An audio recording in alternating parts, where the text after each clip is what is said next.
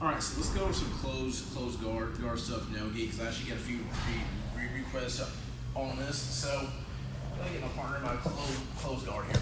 Now, first thing though, I want to go over placement of your closed guard first. A lot of people, and this is both with the gi and without the gi, pay attention like right here. I don't want to close my guard this way. Reason being, if you look, my thighs are mainly resting, my hamstrings are resting mainly on like his thighs, and whenever I lock this way, there's nothing on his low back pressure wise. Stand up now, just stand. And when you stand, a lot of people have this happen right here. So come back. Whenever you play your closed guard, you don't want to lock this way with your heels touching like the ground. I want to chop up 1 and 2, and look at how I'm pulling my heel into his low back. Stand up now. And now I'm actually connected to my partner. Okay? Closed guard is just not me closing my legs just around like any part of your body really. So whenever I'm here and we do stuff like this, and I see this with people with the gi and without the gi all the time, then they complain about not actually liking closed guard. Well, part of it is you're not really actually playing it right. My partner feels no pressure at all. Even if I want to pull my knees in, again, keep your posture here. See this? This is what actually happens here. Whereas, if we chop up 1, 2 this way, and we pull in, you see how my knees naturally squeeze in, and now this gives me power to actually pull him in now. This is a similar principle that you can use with the gi too, but it's just a little bit easier to show no gi though. So again, he's here and all. I don't want to have my hamstrings just resting here with the downward pressure this way. The downward pressure should be more on the ribs, so that's what the overall feel is. Right here though, he doesn't really actually feel much. And if I pull in, like if he just moves his elbows here, right? Watch. If I pull in, even if I'm trying to actually squeeze, you see how right here, how my knees still slide just a little bit too much here. Whereas if I trying to actually chop it like the midline right here, we go 1, 2, and then I pull, you see how my knees instead now, they lock out because now the inner part of my knee all the way into my thighs, they're actually digging in then right here at his at his ribs. This gives me an actual connection then. So that's the first thing. Secondly though, I'll go ahead and actually get rid of the posture here. If my butt's square on the ground, that can be a bit of a problem too.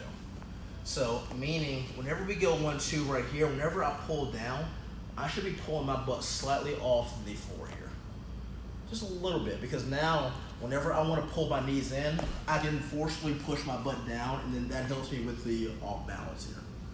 Okay, so again, these are 2 like main principles here from closed guard, so that whenever you are working it, this is not a lazy spot here. I shouldn't just get here and go, oh, okay, I'm good now.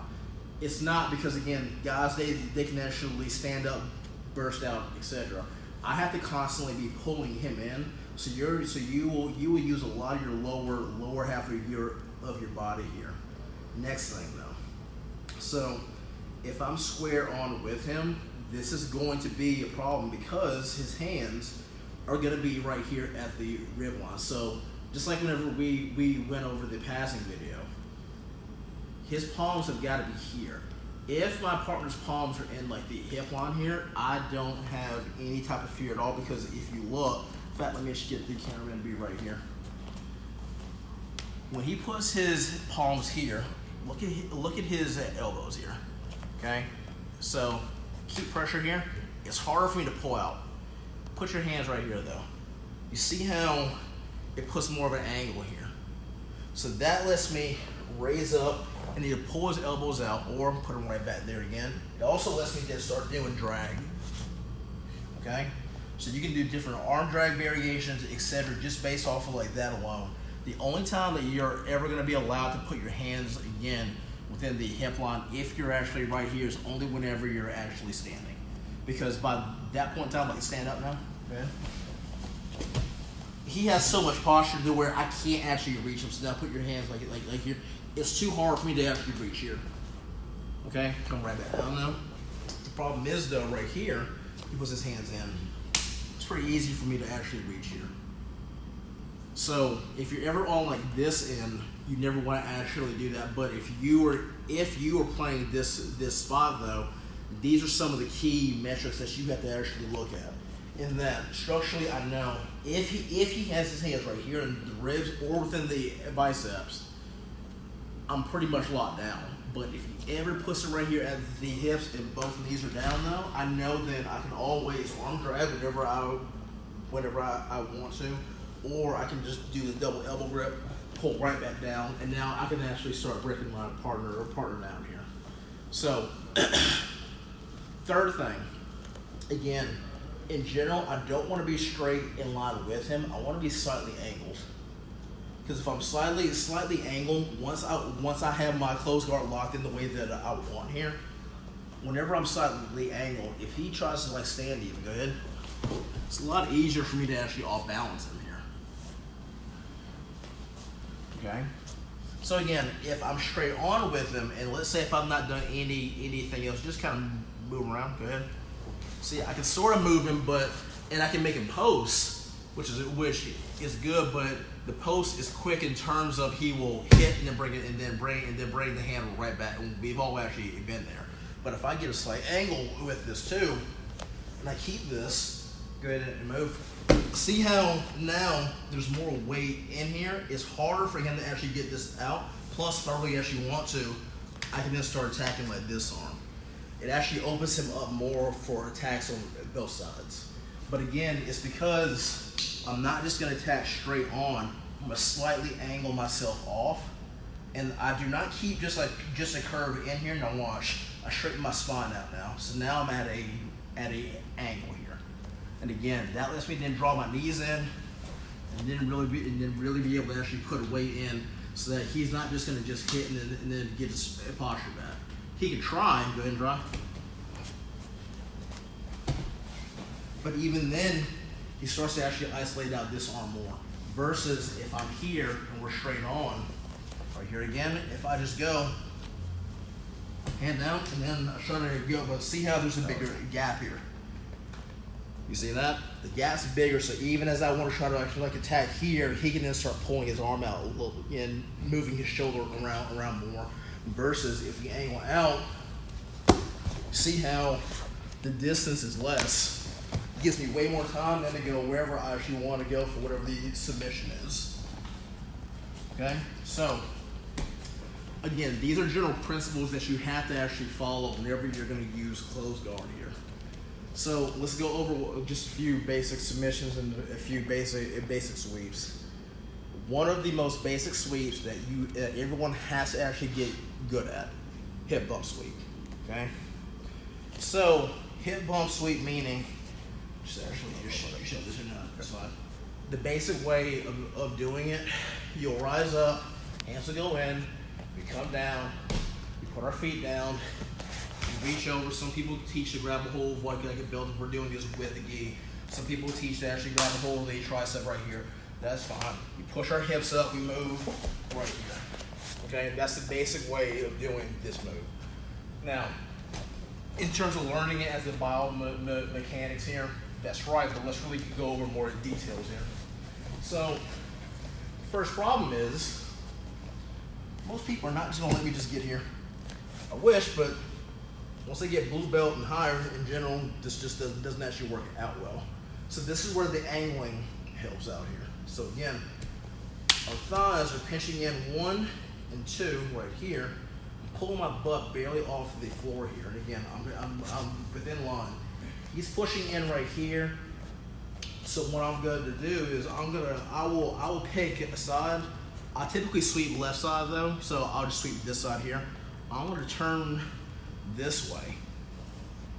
And as I turn, if you look, his hands are still going this way, but my body weight, my power is then going to go this way right here. I'm not going to try to be here and try to come up because it pushed me down. See? That's what typically actually happens. Or right here, and you've opened up, and a lot of people are waiting on this and then start whatever their passes are then. So we don't actually want that. Instead, come right back here again, boom.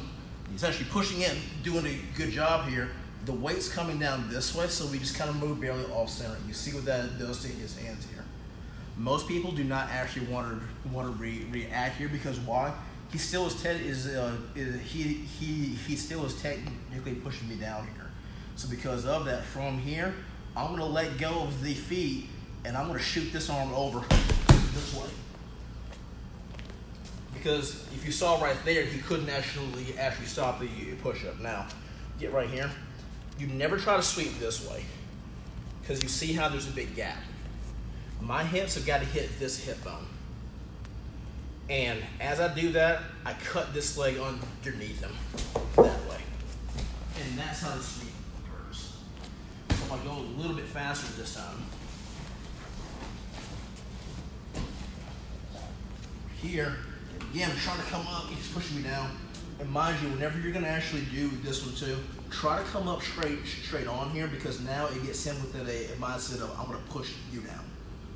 This is just normal psychology in general. Whenever you're gonna deal with a partner, if you come up, they want to push you down. Let him actually do it. He's not past this guard yet, so that's fine. So we come up, he pushes me down. Cool, we angle, boom. So whenever I come out, look at how we come out. This hand goes down right here. Forearm wise, tricep wise right here. Don't bang your elbow necessarily, but just kind of roll it down. And as we roll, you shoot over. Now from here, I will grab a hold of tricep. You can also just be here. And again, look, I'm not trying to plant and turn. This does work, but now my far hip is in trying to bump his ribs. And if he's taller, this is a lot harder. Instead, I want to make sure that basically the hamstring right here, it has to connect to this hip line right here. And I do that by thrusting forward and by cutting my leg in. And that makes the sweep happen a lot easier than for you. Okay? So that's one. Secondly though, especially if there's a size difference though, sometimes you will actually burst in and you feel like it still is a little bit hard to get that little extra ump because remember, I'm turning my hips in air here. So when we're here, okay, when I get here, if you look, my hands way behind me. And again, this is whenever you're actually outside. Grab a hole, and I want you now to dig your toes in and hop this hand underneath your butt cheek. Here. The more I get right here, the easier it is for me to actually make this turn now. Okay? The more out I am, the harder this can potentially be. So if we just get like right here.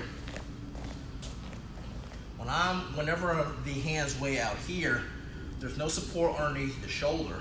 So maybe I can shoot myself in, but you see how I'm still kind of leaning back here. And sometimes that's just the best view you can actually get here. So whenever I come up right here, I make sure that my toes right here, that it digs in, and I hop. And you see how now it lets me get closer by me doing this hop. So we're here again, I hop. Here, now the cut can actually come in more. And that makes it easier to be able to actually get this. Also, even if I get that angle, and let's say if he actually pushes me down, I can always hit this move on the backside. Reason being, he will essentially go from being able to push me down right here to having to actually deal with this angle. Well, then that opens me up on the opposite side. So this is what I mean here. So when we're here, okay, let's say I get the angle that I want here, right? We're here, I start to actually come up, and you're gonna basically just cross push me here. See right here. He's pushed me right here, right? Now watch, we act like a airplane and we whip all the way back around to this side. And then I actually hit the sweep on the backside. The reason why this can essentially work, I'm putting enough potential resources by him on the one side sweep to where he's compelled to essentially overcompensate because he knows I've got the angle actually on him. So he's playing behind the 8-ball, essentially. So when we're here again, he's pushing me down. Oh no. The angle, come up right here. See how he's pushing me down? And I'm on the forearm right now. Okay? And he's trying to actually push me. Maybe he's pushing me like on the chest, the neck. I don't really care. I'm going to whip to the opposite side. And he can't stop that one. Okay? Now, we just covered two, well, like the most basic sweep probably that a lot of people that they don't actually have as much confidence on. This is a move that needs to be used more. Doesn't matter if it's MMA, strictly BJJ, whatever. But in fact, one of the best examples of this for the guys that watch mixed martial arts, go back and watch the very first Carlos Newton versus Matt Hughes fight. Carlos used this perfectly, you know. But so let's say right now, instead of me actually going for sweeps, let's just go like at least two submissions here. So first one here, he already actually has space right here, but let's actually address whenever they come down right here instead. So he's gonna have his elbows in, and maybe he's out, and maybe he's safe here, bicep wise. Mixed martial arts, old school Vale Tudo for the guys that know what I'm talking about. It makes it harder for me to be able to also actually punch here, because he's just gonna keep his elbows in, and his hands can now just kind of, you know, follow. So whenever people do this right here, just know this, it's hard to actually sweep because it's weight centered on the hips. So because of that, I know if I want any type of sweep to happen, I've got to make him take his weight voluntarily off of me. So because he's actually right here though, I'm cool actually with that. So let's set up the Kimura here. So what I'm going to do is this. I'm going to make a C grip, and we're going to put it right here within the bicep. Okay? Now, I want to have this hand underneath his chin line right here. If you look at tournaments, and I'm sure that everyone has done this within class, you'll do something like you'll try to come over like this way right here, but look at how I'm putting myself open. So my partner right now can then take his left hand and then push on my right leg, step over it, and now stuff like this happens. My back's taken, so come back. It's because I'm having to actually open up within a very weird fashion right here. So in general, here's my personal rule here. If we're playing any sort of close guard or even half guard, if I have to go over your head to get a Kimura, I don't do it. Because it literally opens up my back. I'm personally exposing the back right here, and if he sees the back and there's nothing stopping him like right here, he can always get to the back. So that's just a general rule. So what we do instead is this. We're gonna make this C grip right here, right? And again, he's on me. So C grip goes right here. I'm gonna keep the legs closed, and I'm just gonna wiggle back this way. Now what is this hand doing? So you gonna lay this up, please? This hand right here, I'm just gonna put it on his shoulder, and the fingers are gonna be pointed away. So from here, now watch. We wiggle right here, and now I pull the heels towards his butt, and I bump. Now watch what happens with like this hand. It comes underneath here. He will drop his weight right back down. Those guys just do right here. That's fine. Now, if you watch right here, I'm gonna reorient myself. My hips are facing up. I want my hips down to be facing at 45 degrees. So think about it right now. I want my hips almost to be in line to face the shoulder here. So now watch this. Right here. Now I can just shoot straight in, and now you see how I actually have access towards his arm. And the best thing is here, if he recognizes this danger and he actually just sits back, go ahead and sit back, he gives me the hip bump sweep again. Okay? If not, that's fine. We're here now. Now, I don't go over and then try to actually just grab a hold. So I'm showing this slow. Normally I'm a lot faster. He knows I love doing like this Kimura here, but once we get right here, you're fine. Like, go ahead and keep your hand in the bicep though. And once we get right here, and we do a small little strip out right here, whenever I shoot my arm over, this hip sweeps out this way. Meaning we shoot over, and I sweep the hip out. Because what did it actually do? It actually isolates out this elbow now. Now from here, this hand then pulls down on his shoulder, and I'm going to rise up right here. And now I can actually switch off to the actual Kimura, and then actually get these submission in. So again, we're here. We make this a grip right here.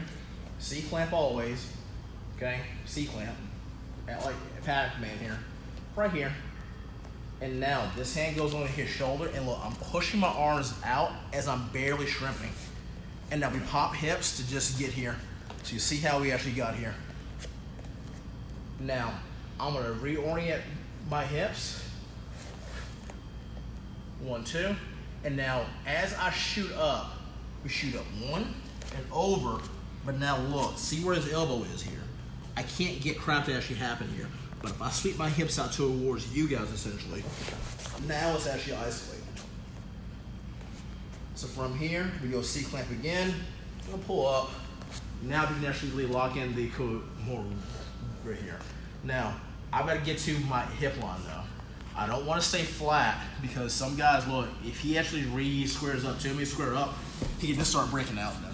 So once we actually have this down, don't worry about trying to actually crank here. This elbow goes into his shoulder because now I'm putting pressure on his shoulder so that he cannot come up easily. Now I have to actually shrimp. I personally am not a fan of putting the foot down and shrimping it like this point. Reason being, you will always run into those people that are hyper flexible and they can use this to actually roll out. And even if they roll out, we can go into different Kimura traps, and there's 9,000 products on the market actually for that. My thing is, I don't want to have to actually deal with that to begin with as it is. So what we do here instead is this. I am going to have to unlock my feet, but get right here though. Whenever I unlock, the left foot stays on his hip. The right leg hamstring wise, I'm extending and I'm pushing down with my right hammy here. So once we do that, it lets me then actually relock. So whenever I'm here again, we initially put the heel right here and we go here. Now as I push down, this knee comes down a sliver this way. This lets me actually relock up. Now we pull the elbow to the chin line. We put the hand in behind his back. Most people actually tap out there. Otherwise, once we actually come here, then we simply pull up his spine. Okay? The second option though, once you actually just get here, so come right back here. Thank you. Once we actually come here though, again, it's all about isolating this shoulder out from the rest of his body. Once we actually come here, and again, we're still gonna just kind of shoot up this way. You may go, but David, maybe he can actually hop over. I'm still pinching right here, and my knee is actually pinching in his ribs here to make it harder though. So I forgot to actually say that. So as we actually come over again, well, I'm not wasting time grabbing. We have this right here. I'm really up on the elbow because it makes it easier for me to sweep out this way. Now, if you don't want the Kimura, okay, and especially if you're worried that your partner, they're big, they're heavy, etc., that they will actually re-square right back up, what I do is this and get back on like this side of the place. Once we get here, the right forearm then comes right here and we're building a wall. This hand right here, I go palm down this way. And watch how I press my thigh into his shoulder now. Here. Now, this is how I personally, for instance, set up a lot of my Kimuras. And a lot of the Platas too. Because the regular way of doing it, when you come up right here, the problem is, even once I get right here, there's a gap. So the bigger and stronger the guy is, the more he will just posture up and then he'll start beast moding out. And this happens to a lot of people. So there has to be pressure on his shoulder at all points. So once we get, so I should go right back right here. So once we get here, and we sweep out and we come down, if you look, if I do nothing here, and if I don't have faith within the Kimura, if he gets his head back in alignment with me, go right ahead, it kills it then. So if we go back, we stop that by dropping this elbow down, and look, I'm basically chomping down this way to stop him here. And if you want to grab a hold right here or like his far trap, that's fine. If it was gi, I would grab a hold of the gi and then I would throttle it down this way. But right now, we're just going this way right here. And again, now, this hand goes palm down here. So now, I actually have his forearm glued to me. And again, the inner part of my thigh to my knee slams right here into his shoulder. I don't want to go up. A lot of people don't kind of go like here. Well, there's nothing actually stopping him from still being able to get this posture back. And the bigger and stronger that your opponent actually is, the easier it is for them to just actually explode up. This shoulder of mine has got to come up as this knee actually goes down. So we go this way, here, and we're pinching. Now from here, you have a multitude of options. You always have the ability to go back to your Kimura again. If you don't actually like that, this foot, it hops over, and now we actually clamp down. And again, we have wrist locks too. We have a straight arm lock right here. Or my favorite, or well, one of my favorites, we open the elbow, we pass this leg over. We push out, we actually move our hips out, grab a hold of the hips, we chop up, coming up, legs go right behind, and now we have the omoplata as well. So there we go. So this is the start of the closed guard sequence. We'll do more of it too tomorrow, and then we'll do a little bit more on Thursday. Actually, no, sorry. Wednesday is going to be the question and answer session. So whatever questions that you guys actually have with different submissions, sweeps, etc., let me know, and we will go ahead and actually answer those. Thursday is when we will do more exclusively closed guard stuff, no gi. Friday, I don't know, we'll kind of make it a potluck. So whatever actually comes, like tomorrow, whenever I'm driving, I'll figure it out, all right? Otherwise, have fun. See you later. Yeah, sir.